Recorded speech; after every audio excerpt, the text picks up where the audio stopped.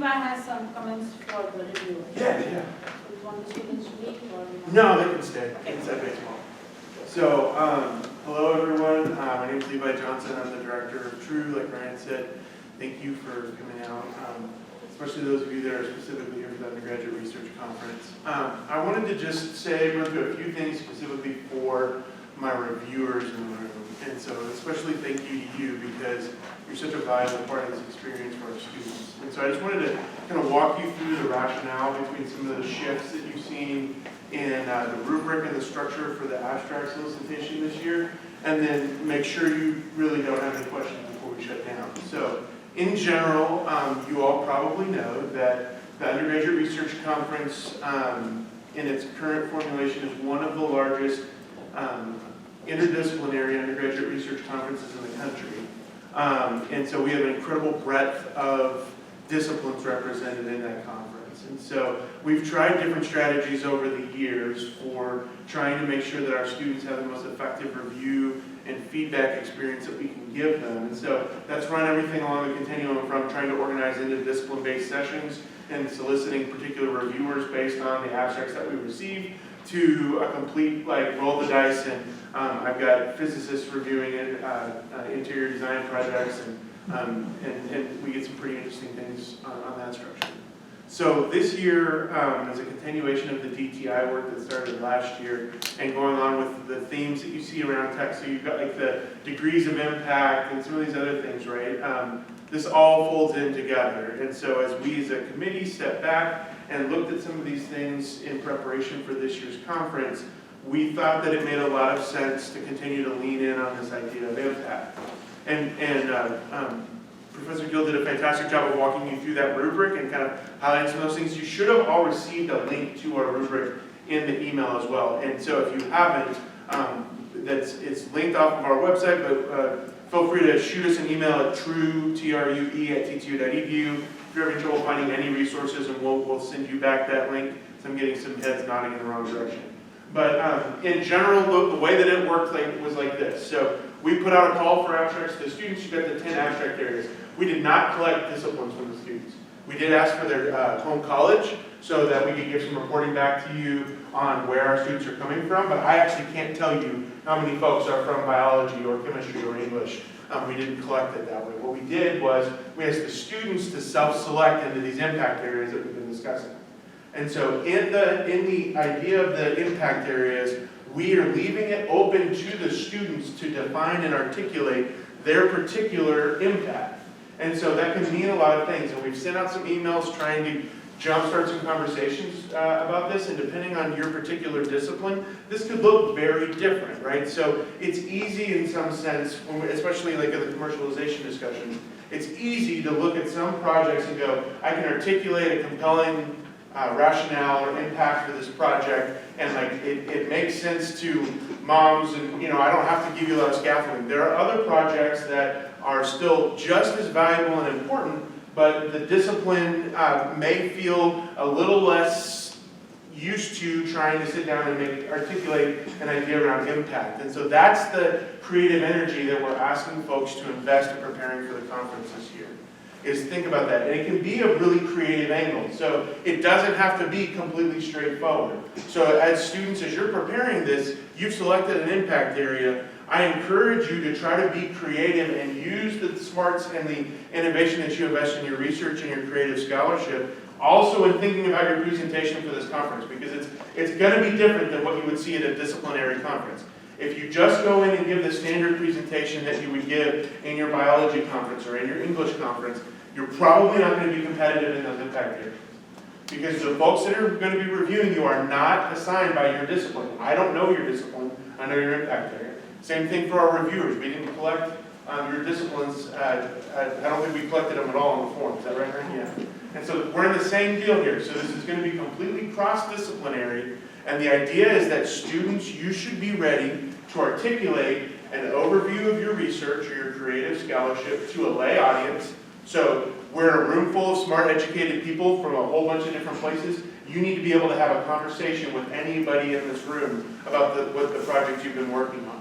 And then in addition to that lay audience demonstration of your project, you need to be able to articulate an angle on impact, and it is up to you to define that. And the reviewers, what we ask of you is to be creative and forward-thinking and encouraging in how you engage the students that you're reviewing in those sessions and help them try to think through this and tease that out. And then what we're asking you to review is actually your assessment of how effectively a student articulates and makes a case for that impact. So it may not even be whether you agree, right, with the argument. It's about how well did the student make that case.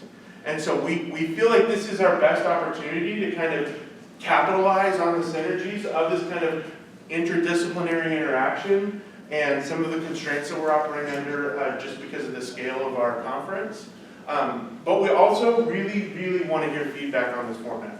Maybe this is terrible and we need to blow it up and start over. And so one of the things that I ask you is to be very cognizant and to pay attention as you go through preparing students for your presentations and then the actual experience. And then reviewers, please let us know what you think about this format, okay? And we're deadly serious about this.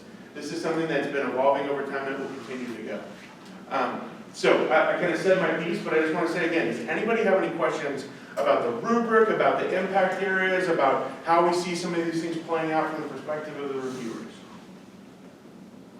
Yes, ma'am. So there was like two different rubrics. There was one that I found online and then one that was like in the email. Okay. The one online had something about the abstract and the one in the email didn't. So I just wanted to clarify for like actual poster presentation, does it need to have an abstract on there or just a background? You are specifically, and this should be articulated in all the literature that's been sent out, and I will make sure to reiterate it. Your abstracts were collected through that submission process without the benefit of this orientation session, so your abstract should not be used as a meaningful evaluation of your impact in your presentation. And so the rubric that we're handing out to our reviewers that will be printed out and used the day of should not have anything asking them to evaluate your abstract. Now, whether you put the abstract on your poster is completely up to you and your faculty mentor. And so, it largely comes down to kind of strategy and resources. Maybe you've already got the poster printed at this point, or those kinds of things. That's completely up to you. But there's not a particular norm set for this conference because every discipline varies in what's going to be normal in those poster competitions. And so we're going to ask that you be able to produce a poster for those of you that are doing posters that is easy to navigate as a viewer, right? And conveys your message as you would like it to be conveyed, right? But we're not going to go, oh, you were supposed to have an abstract and a method section on your poster, and I don't see those, so I'm marking you off 20 points, okay?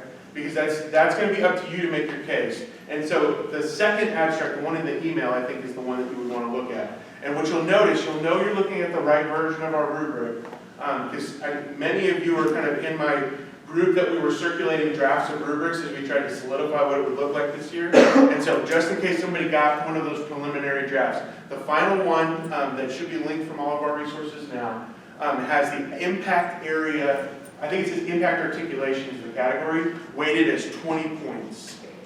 And the other ones are weighted as 10. And that version of the rubric, I think that was the last one that we bumped impact from 10 up to 20. And so if you see that, you should be confident that you're looking at the correct version of that rubric. Great question, thank you. Yes, sir. For those of us doing oral presentations, what are the requirements and outlines and stuff for that going to look like as far as like time constraints and stuff? Yeah, so it's 15 minutes and that includes time for questions? So for oral presentations, it's 15 minutes for you to present and then 5 minutes for questions. Okay.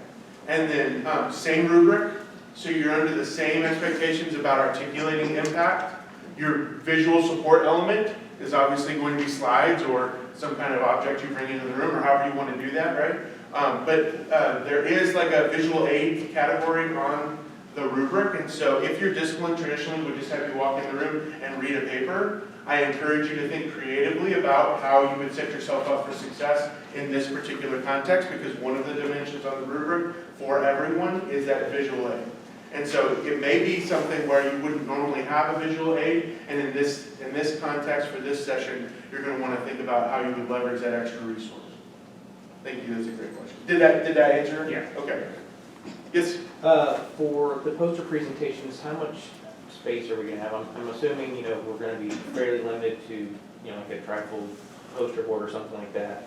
But if we have, something that, somebody coming by that wants to judge or just see the poster in general can handle, my losing the word, but, just kind of how much space would we have so you can set Yeah. things up for people to see and So handle? you have a 4x4 space. 4x4. So on our website, under undergraduate research conference, and you have connecting engage under present, it has the poster, like, exactly how much space you'll have.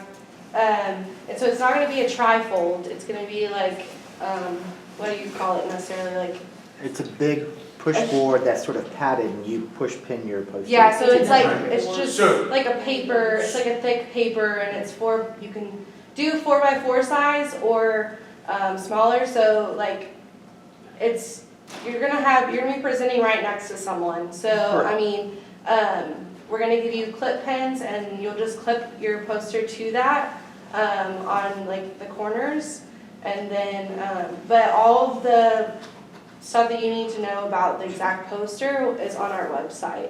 Can I If get you have- that? Do I? Can I get that? Yes, email? it's true.ttu.edu. And so just to add on to that, I want to be clear, what we're talking about when we say 4x4 is the space on the board for mounting the poster. They're not on tables. So I've done poster sessions before where you have a space on a table and you can set things out. These are actually like big walls.